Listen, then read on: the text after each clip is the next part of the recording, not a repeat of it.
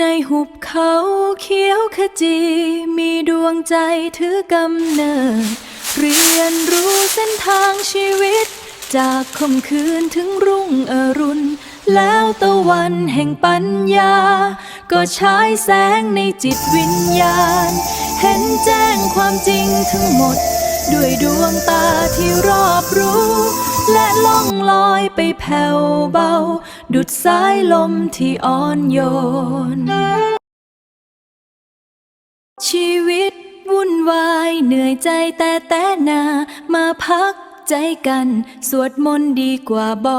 สวดมนต์กันนะสวดมนต์กันนะคือจิตสงบคือจิตสงบเรื่องร้ายจะจบพบความสุขใจ